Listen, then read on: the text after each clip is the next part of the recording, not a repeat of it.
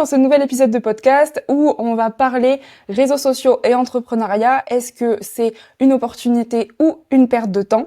Je m'appelle Delphine Duc, je suis la fondatrice d'Happy Made Cosmetics qui te propose des cosmétiques sur mesure, efficaces et adaptés à ta peau, donc que tu aies une peau à imperfection, des premières rides, le teint terne ou des irritations, tu vas juste à avoir combiné ta base de texture et ton actif spécialisé et ciblé pour avoir ton cosmétique sur mesure. Les préventes sont actuellement disponibles et elles se terminent dans quelques jours, donc il faut y aller, il faut foncer. Vous avez jusqu'à moins 33% de réduction sur les packs qu'il n'y aura plus juste après, donc c'est le moment de foncer pour passer au sur mesure. Sur ce podcast, le but est d'échanger avec des entrepreneurs qui me ressemblent et avec lesquels je peux tout simplement me retrouver au niveau des valeurs. Et aujourd'hui, j'ai la chance d'accueillir Mathilde Jadot, qui est la fondatrice d'Invers Citron et qui va t'accompagner sur ton discours de vente. Salut Mathilde, comment tu vas aujourd'hui? Salut Delphine, ça va très bien, merci beaucoup de m'accueillir. Eh bien, c'est avec un grand plaisir que je t'accueille. Je vais te laisser du coup dans un premier temps te présenter un peu brièvement et ensuite on pourra aller sur notre sujet de podcast. Ok, trop bien. Nickel. Moi, j'appelle Mathilde. Du coup, j'ai créé une entreprise qui s'appelle Invers Citron, vert comme la couleur, citron comme le fruit. Et j'accompagne des entrepreneurs et entrepreneuses sur leur stratégie de communication, mais plus spécifiquement sur leur discours de vente. Ok. Eh ben écoute, trop bien. Et alors, pour commencer, est-ce que tu peux nous expliquer, toi, un peu ton rapport aux réseaux sociaux en tant qu'entrepreneur, aussi comment tu les utilises au quotidien pour ton entreprise, etc. Ouais, alors moi j'ai une histoire un peu particulière avec les réseaux sociaux parce qu'en fait quand j'ai commencé sur Instagram D'accord. et à la base mon compte, qui est maintenant mon compte professionnel, était un compte d'illustratrice parce que en D'accord. parallèle de mes études d'ingénieur, je faisais un peu d'illustration. Ok, trop bien. Et je vivais aux Pays-Bas, donc c'était vraiment un compte un peu lifestyle de ma vie aux Pays-Bas, des différences Pays-Bas-France, et je postais mes BD et mes illustrations. Donc vraiment un truc très partage, quoi. Ouais. Et en fait, après, ça a évolué quand je me suis formée à l'entrepreneuriat, quand j'ai commencé à vouloir les utiliser comme canaux d'acquisition. Et donc, c'est là où j'ai commencé à un peu professionnaliser tout ça. Et donc, c'est devenu un canal d'acquisition. Donc, j'ai commencé à le voir un peu différemment. Ok. Et donc, voilà. Après, j'ai testé plein de réseaux sociaux. Donc, on peut voir un peu des traces de moi sur énormément de réseaux. Ok.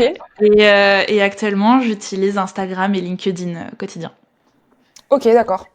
Mais par rapport à ça, justement, pourquoi tu te limites à 2 réseaux sociaux, entre guillemets? Parce qu'il y a beaucoup d'entrepreneurs aujourd'hui qui pensent qu'il faut être présent sur absolument tous les réseaux sociaux, ou du moins dès le début. Quelle est ton opinion à ce sujet? Est-ce que c'est un choix de se limiter à 2 réseaux? Est-ce que tu aimerais faire plus? Voilà.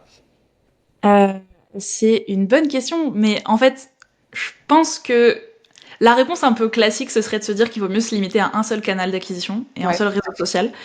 Euh, je pense qu'il y a une des questions qu'on oublie souvent de se poser et qui est intéressante, c'est quoi qui vous fait kiffer aussi? Ouais. Est-ce que ça vous fait plaisir de créer du contenu? Si oui, pour quel réseau? Je sais pas si toi t'es que sur LinkedIn par exemple ou si c'est sur d'autres réseaux sociaux. Moi, je suis sur Insta, TikTok, Facebook, LinkedIn. Voilà, j'en ai 4 Total. et parfois je m'y perds. Donc la question m'intéresse aussi fortement. Bah, c'est souvent ça en fait ce que j'allais dire, c'est que le risque ça peut être d'y perdre et son temps et son énergie. Mm. Donc c'est intéressant de se demander en termes d'impact où est-ce que est ma cible et où est-ce que je vais avoir le plus d'impact et en termes de kiff où est-ce que ça me fait kiffer d'aller créer du contenu. Voilà, donc c'est un peu les deux questions. Moi, pour l'instant, Instagram et LinkedIn, c'est là où il y a ma cible principalement. C'est deux réseaux qui sont très différents et que j'aime bien pour des raisons très différentes. Ok. Mais j'ai aussi testé des stratégies de contenu sur TikTok. J'avais fait un mois de contenu l'année dernière et puis après quelques trucs. J'ai aussi testé des contenus plus longs, YouTube, podcast, etc. J'ai aussi une newsletter, parce qu'on peut considérer tout ça comme des réseaux sociaux, je suis pas sûre. Mais voilà, j'ai fait pas mal de trucs et voilà. Ok, ok, très bien. Et du coup, pour la vente pure et dure de produits, vu que c'est un peu ton domaine et c'est sur ça que tu accompagnes, toi, tu conseilles quoi comme réseau social principalement? Et si jamais ça dépend de la cible, etc., ça va être quoi, du coup, les différences qu'on peut faire entre chaque réseau social pour peut-être les gens qui connaissent pas trop tout ça? Euh, le premier truc que je dirais, c'est de maximiser les interactions. En vrai, c'est un peu facile dit comme ça, mais Ouais. de trouver un endroit où on peut le plus être en contact direct avec sa cible. Mhm. Et c'est pas forcément obligé que ce soit un réseau social, du coup. Parce que D'accord. du coup, peut-être qu'on en parlera, mais il y a un peu cette conception de entrepreneur, surtout dans le digital, donc réseau social, etc. C'est comme ça qu'on trouve des clients. Ouais. Mais la première question à se poser, c'est elle est où ma cible, elle fait quoi, et comment est-ce que je peux aller discuter avec elle. Mm. Et donc, ça peut être de plein de manières. Effectivement, en termes de génération, on va trouver des générations plus âgées sur Facebook et plus jeunes sur TikTok. Oui. Euh, donc forcément, ça va dépendre de ça. Je pense que le facteur plaisir est quand même assez intéressant. Où est-ce que vous prenez du plaisir à créer du contenu, d'autant plus que ce qui fait la différence, c'est la régularité. Ouais. Et ça, c'est super important. Donc, où est-ce que vous sentez que vous allez pouvoir être le plus régulier? Et après, je pense que c'est pas grave non plus au début d'explorer des choses. Ok. D'aller tenter, allez là je me fais, je sais pas, 1 mois, 2 mois sur LinkedIn et je regarde ce qui se passe. Pareil sur TikTok, etc. Si j'en ressens l'envie. Et sinon, LinkedIn c'est quand même vachement chouette pour tout ce qui est professionnel quand on s'adresse à Ouais. des professionnels. Mais LinkedIn, je trouve que moi ce que j'aime beaucoup comme manière de voir ce réseau social, c'est pas tellement pour créer du contenu, mais plus pour créer des interactions avec des gens. Et Ouais. moi je passe beaucoup plus de temps sur LinkedIn en message privé que Oui. en commentaire ou en contenu. Et en termes de messages privés, c'est beaucoup plus intéressant, je trouve, là-bas, parce que les gens sont aussi là pour rencontrer d'autres professionnels, donc il y a des synergies qui se créent. Et Instagram, ce que j'aime bien, c'est la richesse dans les formats. Oui, c'est vrai. On peut faire de la vidéo, on peut faire du carrousel, on peut faire des stories et donc du très court. Oui, c'est vrai. Exactement. Des Et du lives coup, aussi. ouais. Jamais fait, Ouais, mais j'aimerais bien en faire. Ouais. c'est ça qui est chouette et les gens aussi sont assez réceptifs à ça. Moi, j'ai eu des bons résultats de vente en utilisant uniquement Instagram avec justement tous les choses qui étaient possibles, story, reels, posts, Ok. etc. Et donc la vente par LinkedIn, par exemple, ça va pas forcément marcher si tu es dans du B2C, dans du business to consumer, donc tu vas vendre aux particuliers, plus aux professionnels. Je dirais pas que ça va pas marcher, je ferai pas de Ouais. généralité, mais oui, c'est vrai que le B2C, ça dépend un peu du produit après, mais si, je pense que par exemple, si on fait du B2C et qu'on vend une chaise de bureau, Ouais. et ben il y a moyen que sur LinkedIn, ce soit un peu la cible, tu vois. Oui, oui, c'est clair. Mais c'est vrai que, bon, après pour des achats, genre par exemple, je sais pas, un sac de voyage ou un vêtement, bon, peut-être que LinkedIn, c'est pas vraiment là qu'on va trouver des clients directs, peut-être des prospecteurs, de gens qui vont venir nous distribuer ou des choses comme ça, mais Ouais. après, je trouve ça bien quand même d'être présent sur LinkedIn d'un côté professionnel Oui. en termes d'opportunités, et c'est pas mal, quitte à publier très rarement, pas publier, juste être là et avoir une page à jour, etc. En termes d'opportunités, c'est quand même un peu une dinguerie là-bas. Ouais. Puis même, comme Ça tu dis, au dépend. niveau des rencontres, en vrai, c'est là-bas qu'on s'est rencontrés Ouais, aussi, parce qu'un jour, j'ai fait un post en exactement. disant, si vous voulez venir sur le podcast, Oui, allez-y, vous êtes les bienvenus, et c'est comme ça qu'on s'est rencontrés aussi. Donc, c'est dingue, en vrai, ce que ça peut apporter de bien, les réseaux sociaux, dans tous les cas, hein, mais comme beaucoup de mal aussi, mais voilà, donc, non, c'est top, je suis d'accord avec toi. ouais, d'autant plus que LinkedIn, du coup, l'algorithme est assez cool dans le sens où t'as plus de chances d'être vu par plein d'autres gens Ouais. qui connaissent ton réseau. Autant TikTok, t'as des chances d'être vu par plein d'autres gens, mais de manière très random, tu maîtrises pas du tout. Instagram, tu es plus vu par les gens qui te suivent. Et LinkedIn, du coup, bah moi, je t'ai découvert, je crois, parce que quelqu'un de notre réseau en commun a dû liker un de tes posts et donc t'es apparu. Donc ça veut dire qu'il y a quand même un lien parce que ça passe par une connaissance en commun et en même temps, bah on n'était pas du tout connectés à ce moment-là. Donc Ouais, c'est ça. c'est pas mal, je trouve, comment c'est fait. Moi, j'ai eu tendance au départ à me dire, il faut absolument avoir énormément d'abonnés, être énormément vu, que ce soit sur Instagram ou peu importe où, sur LinkedIn ou ailleurs, sur TikTok, Facebook, bref, peu importe, et être vu partout pour être sûr de pouvoir vendre. Du coup, ma question suivante arrive. Est-ce que, maintenant j'arrive à faire un peu la différence, mais est-ce que toi, tu pourrais expliquer la différence entre le fait d'être présent sur les réseaux et que c'est pour vraiment communiquer et le fait de pouvoir vendre qui est autre chose parce qu'aujourd'hui c'est pas parce que tu as 10 000 abonnés que tu feras plus de chiffre d'affaires que quelqu'un qui en a 500. Et voilà, comment t'accompagnes, peut-être quels petits conseils tu pourrais donner aux gens sur le fait de bien savoir faire cette différence entre communiquer et vendre, sur les réseaux en tout cas. La différence entre communiquer et vendre, c'est un vrai sujet pour moi. Ouais. Parce qu'il y a plein de gens enfin, j'ai discuté avec pas mal d'entrepreneurs, entrepreneuses, etc., qui m'ont dit ah oui d'accord, mais moi j'ai pas besoin de communiquer tout de suite, j'ai besoin de vendre. Oui. Et du coup, souvent je suis un peu là en mode d'accord, mais du coup je vois pas très bien Ouais. la différence. En fait, communiquer c'est très largement transmettre un message. Mm. Communiquer dans l'entrepreneuriat, c'est transmettre un message dans le but de générer une action. Mhm. Et quand on est solopreneur, quand on monte son projet, etc., souvent l'action qu'on veut, c'est une action de vente. Oui. Donc, la vente, c'est de la communication, c'est pas toujours de la vente. Le problème, c'est que là, actuellement, dans le paysage un peu entrepreneuriat, médiatique qu'on voit, il y a des gens qui se revendiquent comme des gens qui font de la communication, mais qui n'utilisent pas trop les termes de vente. Mm. Aussi, je sais pas si toi, ça t'est déjà arrivé, mais de te dire, ok, là, je bosse sur la com de mon projet, Ouais. pour un peu éviter d'aller regarder en face ce gros mot qui fait peur, je bosse sur la vente de mon projet ou la Oui. stratégie commerciale, tu vois. Et donc, des fois, on se cache vers, ok, il faut que je communique. Et souvent, ça se manifeste encore plus. Moi, j'ai beaucoup de clientes qui sont très engagées ou qui ont des valeurs ou qui ont envie d'expliquer des choses. Mhm. Et donc, très vite, elles vont aller créer des contenus qui sont à but pédagogique, qui sont à but informatif, parce que Ouais. elles, ça leur tient à cœur et c'est trop bien et on en a besoin. Mais du coup, en parallèle, il n'y a pas forcément les contenus qui sont de vente à côté. Oui, d'accord. Et ce qu'il faut faire attention, c'est pas se transformer en média. Enfin, quand on crée du contenu, surtout au début, on n'est pas un média. On est surtout là pour avoir des clients, quoi. Ouais. Et donc ça, c'est une petite différence qui peut être intéressante de se dire, bah, ok, en fait, moi, ma communication et ma vente, c'est vraiment deux choses similaires. Et donc, quand je communique, il faut que je me dise, ok, là, je veux générer quel genre d'action. Attention, ça veut pas dire qu'il faut dire à chaque poste, acheter ma formation ou Ouais, acheter c'est mes ça. produits ou etc. Ça veut juste dire qu'il faut se dire, ok, là, ce poste-là, il va s'inscrire dans une stratégie Mm. de conversion de mon client de, oh, tiens, elle a l'air sympa, j'ai envie d'acheter ses produits. Oui, c'est ça. Et pas uniquement informatif, quoi. Oui, mais en même temps, je comprends du coup tes clientes qui sont comme ça, parce que c'est assez dur quand, enfin, en fait, t'as l'impression de saouler les gens, quoi, pour parler simplement. C'est vrai que moi, quand je mets en story ou quoi, ben, c'est les précommandes, aller acheter, etc. J'ai l'impression de dire bon, ça y est, je me transforme en publicité ambulante, quoi, au lieu de faire ce que je faisais de base, c'est-à-dire bah, tout simplement donner du contenu sur la peau, ce que j'ai fait pendant 1 an avant de du coup lancer vraiment la marque.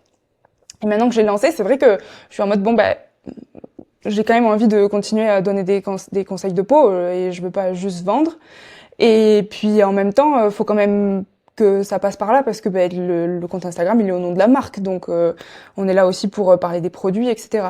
Mais du coup, comment tu conseilles la balance entre le fait de devoir vendre et avoir du contenu pédagogique qui peut plaire à quelqu'un qui n'a pas du tout envie d'acheter tes produits, qui est même peut-être pas dans la cible d'ailleurs. Ouais. Euh, Ce que j'aime bien des fois rappeler quand on pose cette question, c'est que il faut se dire que ta cible, elle a absolument besoin de tes produits. Et Ouais, que tes produits, ils sont absolument la solution au problème qu'elle a. ouais, Donc en fait, quand tu vends et que tu lui proposes, tu dis mais regarde comme ce produit est génial et je sais que tu souffres et je sais que ouais, c'est pas facile pour toi d'avoir cette peau-là. Et donc en fait, c'est presque un cadeau que tu lui fais de pouvoir lui donner l'opportunité de les voir régulièrement. Ensuite, il y a une théorie qui dit que quelqu'un doit voir un contenu 7 fois sur Internet avant de passer à l'action. d'accord. Je crois que j'ai entendu ça, je sais pas à quel Ah point ouais, c'est vrai, mais sachant que ta cible regarde même pas tous tes contenus. Donc si quelqu'un doit le voir 7 fois, plus il voit pas tous tes contenus, t'es large. ouais. Donc on peut y aller quoi. Voilà, et puis tu me parlais tout à l'heure d'un truc qui était très intéressant, du nombre d'abonnés, de voir des Ouais. likes, etc. Là actuellement, si t'es une entrepreneur qui a un compte professionnel, Mm. toi ce que tu veux c'est que ton compte il te serve de vitrine pour avoir des clients. Oui, bien sûr. Donc en fait si c'est des gens qui n'ont pas vocation à acheter jamais, peut-être qu'ils sont pas si intéressants que ça dans ton compte Instagram. Oui, ok, Donc là, ça d'accord. vient un peu chercher des trucs de bon bah on peut pas plaire. C'est des trucs que je connais, hein, je sais de quoi je parle. Genre Ouais. des trucs de bah on peut pas plaire à tout le monde, etc. Et euh, et c'est bien de pouvoir parler à ta cible qui est pas prête à acheter. Mhm. Mais si c'est quelqu'un qui est vraiment pas dans ta cible, des fois ça vaut le coup de se dire bah tant pis, les gens ils peuvent se désabonner s'ils se disent que je les saoule parce que je parle trop de mes produits, alors qu'on est sur un compte professionnel. En fait, finalement, j'ai l'impression que, en fait, il faudrait partir du principe que on a un compte de vente. En fait, on a un compte qui est là pour vendre des offres et des services parce elles sont géniales, nos offres et nos services, Ouais. et que notre client en a vraiment besoin et qu'on est vraiment les personnes pour pouvoir les accompagner. Et à côté, se dire, bah ouais, mais du coup, j'ai quand même envie de créer une relation avec eux, qu'ils apprennent à me connaître, leur montrer mon expertise pour qu'après ils soient confiants pour vendre. Et donc Oui. c'est là où le contenu plus fun et éducatif il rentre. C'est-à-dire que si je prends ton exemple, bah toi ta cliente idéale, elle se dit peut-être est-ce que c'est déjà testé par d'autres gens? Ouais, bien sûr. Est-ce Mm. que c'est adapté à moi? Et donc en fait c'est normal que toi tu lui fasses des contenus là-dessus. Mais du coup une fois que tu as répondu à ces questions-là, oui c'est adapté à elle, voilà ce qu'elle devrait faire, voilà. Bah du coup après il faut la dernière étape de bah d'ailleurs voilà si tu veux aller plus loin là-dessus. Oui, ok. Dans tous les Bah, cas, tu leur mets produit-toi. pas ouais, Oui. dans tous les cas, tu leur mets pas un couteau sous la gorge, il y a le Non. bouton désabonner, tout va bien. En plus, d'autant plus, souvent, on se voit un peu comme des, ouais, tu vois, genre, quand on communique, on se dit, oh là là, je fais trop publicité. Ouais. Mais quand on, genre, ce serait pas comme si t'étais, genre, sur une scène dehors et que tu prenais de la place, tu vois. Oui. Là, c'est vraiment sur ton compte, LinkedIn ou Instagram, Ouais. que les gens ont choisi de venir. Du coup, bah, let's go prendre cette place, finalement, sur cet endroit-là. Oui. Oui, c'est ça, mais ils ont choisi de venir.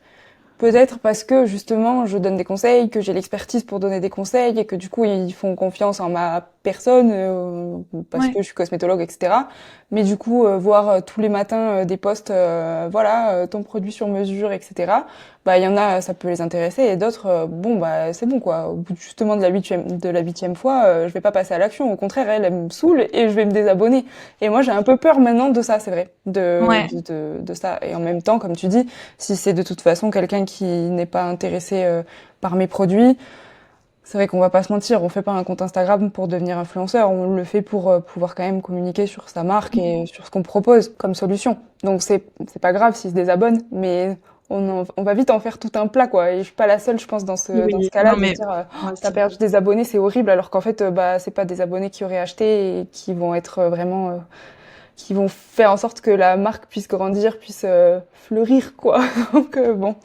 Ouais, c'est les fameuses vanity metrics, je sais pas si ça te parle, mais en Pas gros, du tout. c'est les vanity metrics, c'est les indicateurs d'ego, je sais pas, on pourrait Ok, traduire comme ça, mais en gros, c'est le nombre d'abonnés. En fait, c'est des indicateurs qui sont pas intéressants en termes business pur, tu ok, vois, ouais, enfin, qui peuvent, mais qui servent surtout à flatter ton ego.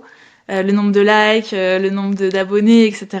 ok, C'est pas le chiffre d'affaires, tu vois, ou le nombre d'appels découvertes que tu fais, ou le nombre de préventes, etc. C'est des vanity metrics, donc c'est vraiment pour flatter ton ego un oui, peu. c'est ça. Et ça, c'est super dur. Hein. Enfin, voilà, je suis là, je te donne des conseils et tout, mais quand je gagne ou que je perds des abonnés, c'est toujours pareil. Je me Ouais, dis, ah. Mais ouais, faut arriver à se détacher un peu de ce truc de vente et abonnés, un peu, tu vois. oui, c'est ça.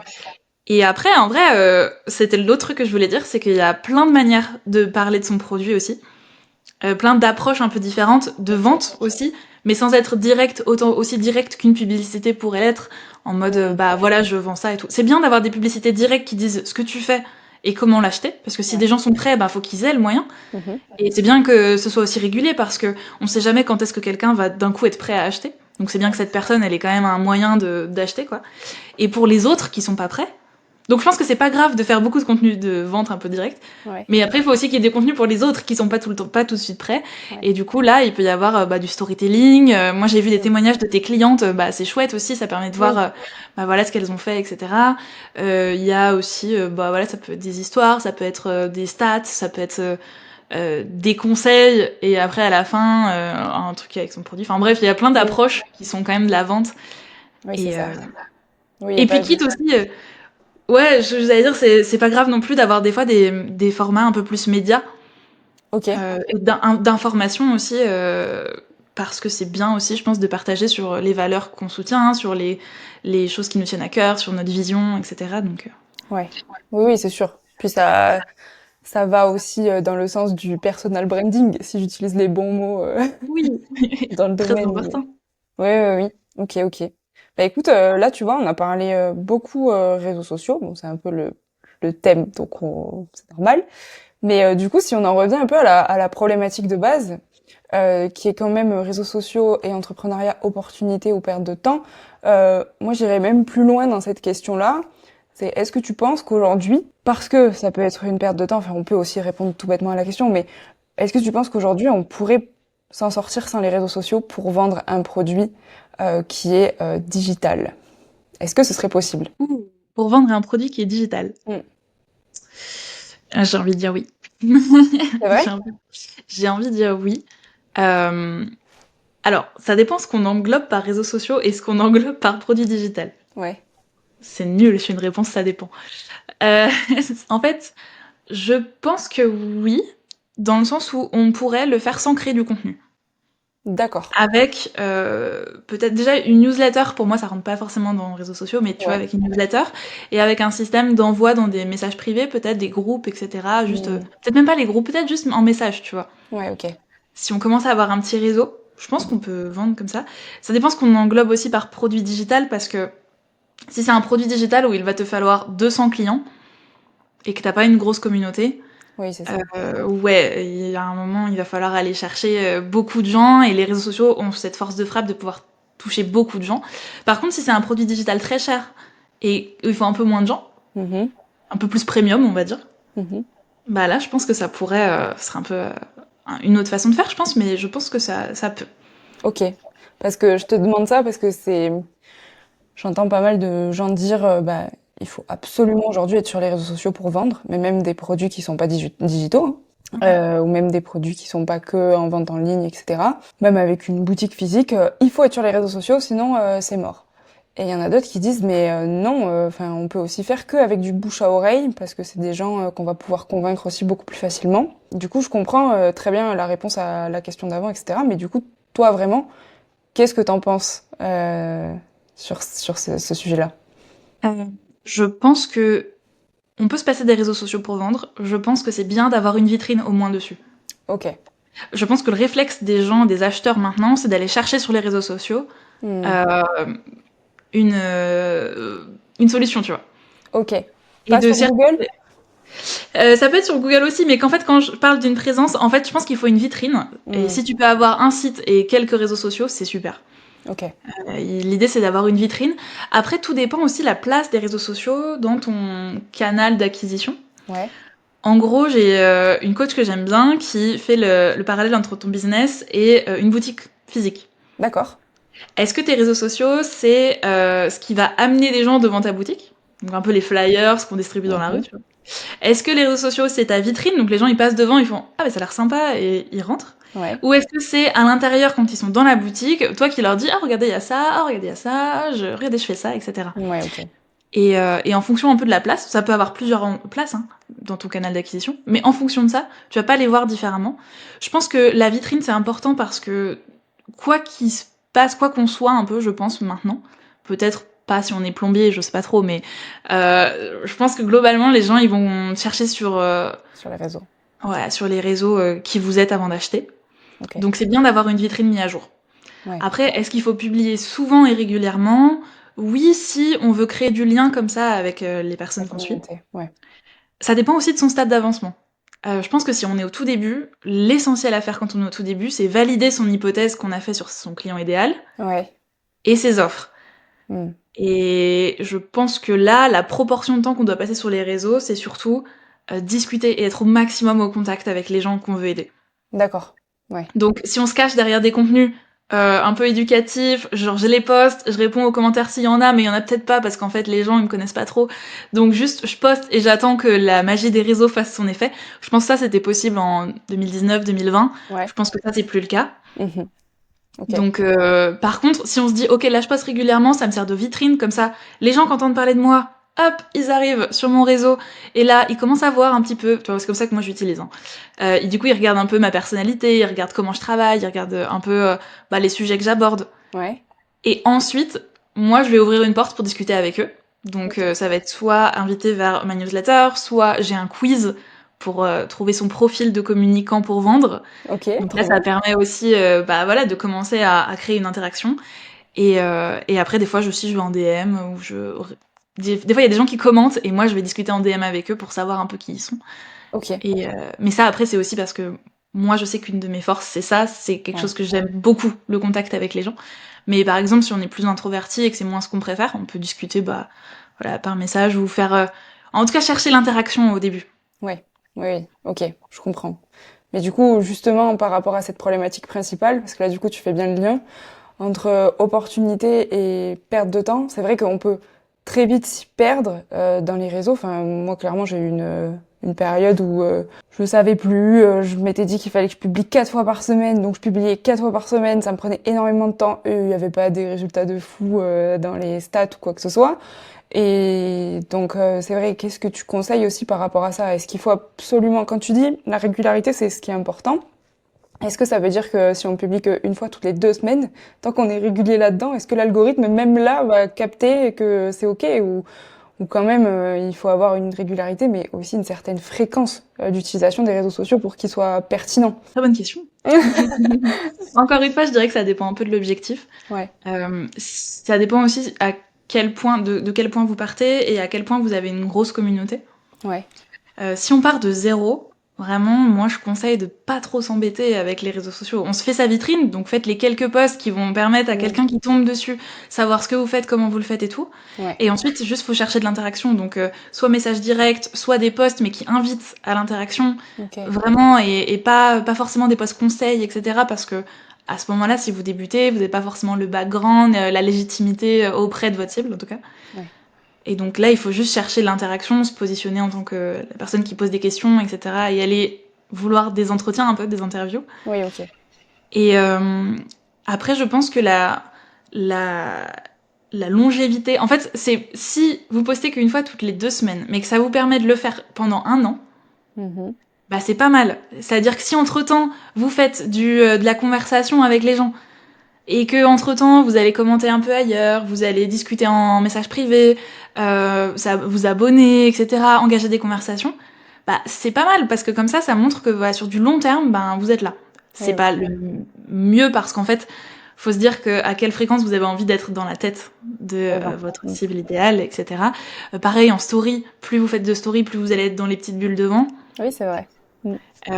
Je pense que ça dépend aussi des objectifs actuels. Par exemple, si vous êtes en lancement, ça vaut le coup de commencer à prévoir un peu le lancement et à poster un petit peu plus. Après, en lancement, beaucoup plus parce que là, vous êtes en lancement. Ouais. Et après, bah, peut-être une fois, voilà, toutes les semaines. En vrai, je pense qu'une fois toutes les semaines, c'est pas mal. Ouais, Ça c'est permet ça. de montrer. Pas hésiter aussi à cadrer le temps qu'on utilise pour créer du contenu. Ouais. C'est-à-dire se dire, ok, là, je fais un contenu en 1 heure et je le poste ou même je fais 2 contenus en 1 heure. Enfin, toi, se challenger OK. parce qu'il y a une règle de productivité qui dit qu'une tâche prend le temps qu'on lui donne. Oui, c'est vrai. Ça, c'est tellement Et vrai. en ce moment, moi, depuis janvier, là, je poste 2 fois par semaine Ouais. sur Instagram et sur LinkedIn, et j'utilise mes lundis matins pour ça. D'accord. Et au début, j'avais bloqué mes matinées pour au moins avoir fait ça. Et ben, ça me prenait mes matinées. Ouais. Maintenant, je me bloque 2 heures, et encore, je vais commencer à réduire 2 heures, et je le fais en 2 heures. Oui, d'accord. Parce que tu te dis là, il faut absolument que je le fasse en 2 heures et c'est trop bien. Il y a un livre de Fabien Olicard, donc il y a un livre de Fabien Olicard qui s'appelle, je crois, Votre temps est infini. Et je l'avais lu et il disait ça en fait. Il disait que peu importe le temps que tu vas te dire que tu vas mettre pour une tâche, si tu te dis, il le disait aussi pour le management. Si tu dis à quelqu'un, bon bah t'as 2 jours pour faire cette tâche, il y a très peu de chances qu'il la rende en un jour s'il lui faut 4 heures pour faire la tâche. Et si tu lui dis il faut que tu le fasses en 6 heures, il va le faire en 6 heures. Bon après faut pas presser les gens et tout bien sûr, mais du coup ça marche aussi pour toi. Et ça c'est vrai que ça a révolutionné ma manière de voir les choses Ouais. parce que c'est vrai que quand je suis dans le rush, je me dis mais waouh tout ce que j'ai fait aujourd'hui alors que peut-être la veille c'était moins le rush et bah j'ai fait la moitié alors que bah dans une journée il y a le même temps hein, globalement. Donc ça c'est dingue par contre. J'y croyais pas trop, hein. Je me disais, non, mais au pire, j'aurais fini plus tôt, ce sera cool. Ouais, non non, Jamais, jamais, jamais non j'ai mais fini. c'est En plus, compliqué. je sais pas si t'es créative un peu comme moi, mais évidemment, t'as envie de créer le truc et tu te dis, ah, mais ça, on pourrait faire ça aussi. Ah Et mais ah, oui, attends, ça, je pourrais le rédiger un peu mieux, ça pourrait ah être plus mais oui. sympa. Voilà, bon. Parce qu'en plus t'es perfectionniste, laisse tomber, quoi. Alors là, C'est fini. c'est fini. Si tu voulais mettre 2 semaines à monter ton truc pour qu'il soit parfait, qu'il y ait des trucs qui apparaissent et tout. Ouais. Et puis ça, c'est pareil, on peut aussi en parler, mais le nombre de contenus que j'ai fait, et j'ai écrit un script, je suis allée chercher dans des revues scientifiques pour être sûre de m'appuyer sur des bonnes choses, puis ensuite j'ai tourné, donc j'ai mis en place une espèce de petite scène chez moi pour que ce soit pas moche, qu'on voit pas qu'il y ait, je sais pas, mon lave-vaisselle derrière ou j'en sais rien. Et puis ensuite, je monte le truc, donc il faut qu'il y ait des cuts, des zooms, des machins. J'ai mis en fait une demi-journée à faire un post, enfin un reel qui va faire 1 minute. Tout le monde s'en fout.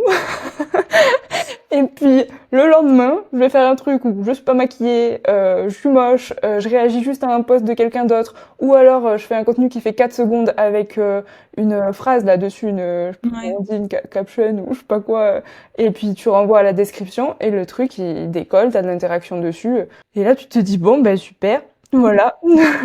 Ça, je pense que c'est une règle aussi, genre, de toute Ouais, façon, tu peux pas trop prédire. Et c'est pour ça aussi que quand on est débutant, j'aime bien conseiller de pas trop y passer de temps parce qu'en ouais, fait, le temps, en gros, c'est ton temps qui est payé par tes clients qui te permet aussi de faire du gratuit, tu vois. oui, c'est ça. Et donc, en fonction, à un moment, tu commences, bah voilà, à avoir des clients, à avoir une marque qui tourne, etc., et un business qui tourne. Et donc là, t'as plus de temps pour faire du contenu Oui. exploratif, etc. Enfin, tu peux plus faire ça. Mais quand t'es là et qu'il faut que tu cherches des clients, bah c'est vrai qu'il vaut mieux aller à l'essentiel, quoi. Ah oui, c'est sûr. Puis il y a tellement d'autres choses à faire à côté, et c'est ça aussi que les gens oublient, c'est que, bah, avant tout, on est des entrepreneurs, quoi, pas des influenceurs, même si c'est pas du tout le même Ouais. métier, mais je me rappelle qu'une fois, enfin, j'avais fait un contenu d'ailleurs là-dessus. Une fois, j'étais à un comité pour avoir un financement, Mhm. et puis j'avais parlé du fait que j'avais lancé mon compte Instagram, justement pour commencer à communiquer sur la peau, ses besoins, etc., donner des conseils aux gens, etc. Et puis le une personne du comité qui avait un certain âge, qui était un monsieur, m'avait dit de manière très décontractée, oui, bon bah voilà quoi, vous passez votre temps à faire l'influenceuse. Et là tu te dis mais en 2025, c'est pas parce que t'as 60 piges que t'es pas censé comprendre que c'est essentiel de faire ça quand même sur les réseaux. Et en même temps on pourrait faire autrement aussi, comme on l'a dit juste avant, c'est pas Non, mais une c'est fin vrai, en soi. Mais bon, et puis c'est pas de l'influence, ça n'a rien à voir. Je suis pas payée par des marques pour parler de leur marque. Je suis en train d'essayer d'aider les gens à travers les réseaux sociaux, comme ça je peux toucher des gens qui sont peut-être à Lille alors que moi je suis à Toulouse, quoi.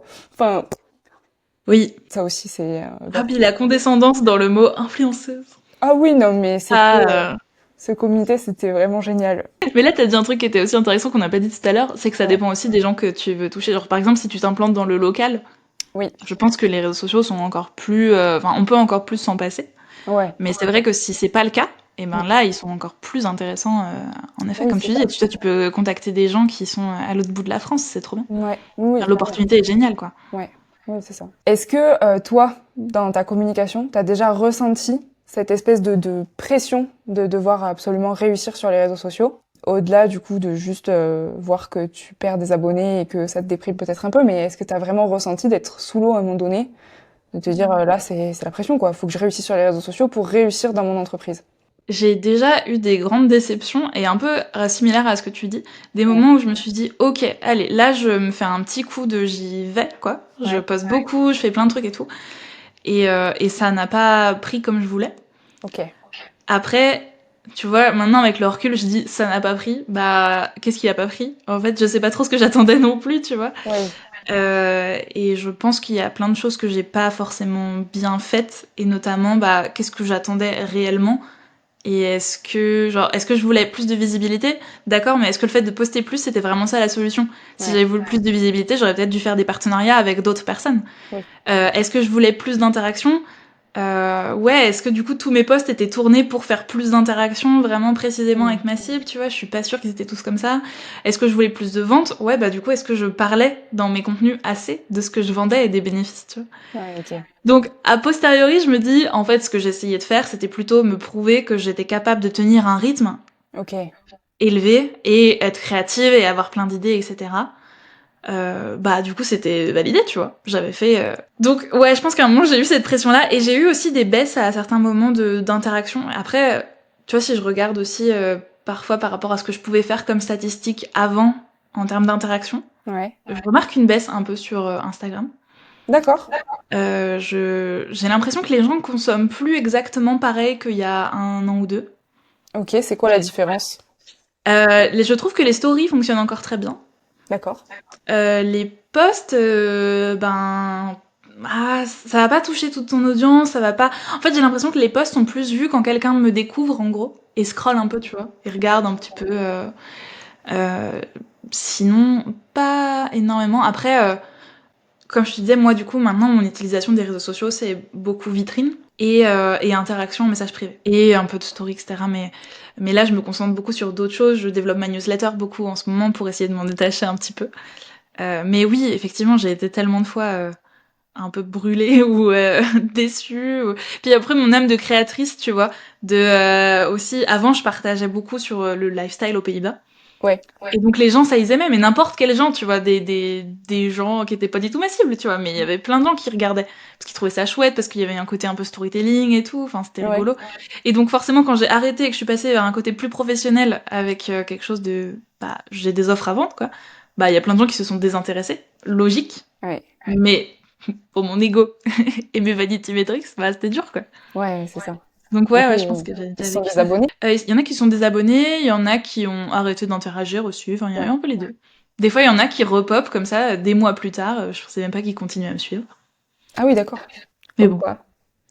exactement. Qu'est-ce que toi, tu dirais du coup à un entrepreneur qui doute de la nécessité d'être visible en ligne? Je dirais que c'est important actuellement d'avoir une présence en ligne, D'accord. mais que la présence en ligne ne doit pas être un supplice. Ouais. Que c'est bien d'avoir une vitrine à jour pour que les gens sachent, ceux qui tombent sur votre profil, qui entendent parler de vous, qui sachent ce que vous faites. Que la priorité, c'est de prendre soin de votre attention. C'est-à-dire que on coupe les notifs. Ça, c'est sûr, c'est vraiment si vous voulez être sur les réseaux sociaux, on coupe les notifs.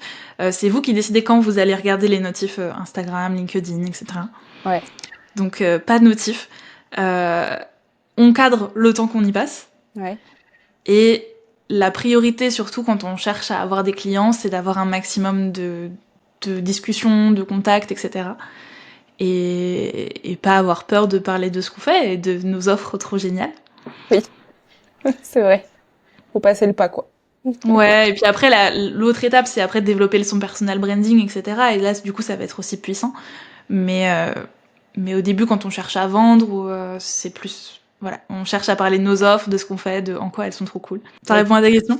ça répond à ma question. Tout ça, du coup, en variant un peu et en étant aussi présent avec du bouche à oreille, pas que uniquement sur les réseaux sociaux non plus. Pas 100% en ligne.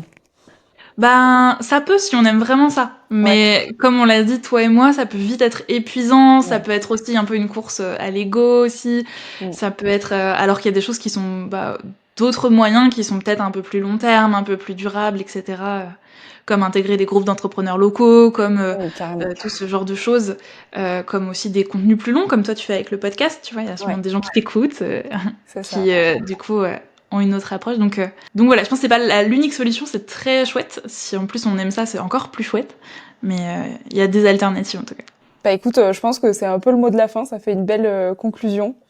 Je Très suis en bien. tout cas très très heureuse d'avoir pu t'accueillir sur ce podcast encore une fois. Bah Avec moi, plaisir pour te réaccueillir sur un autre sujet en lien peut-être tout ça avec la stratégie de communication digitale, ça peut plaire à énormément de mhm. monde.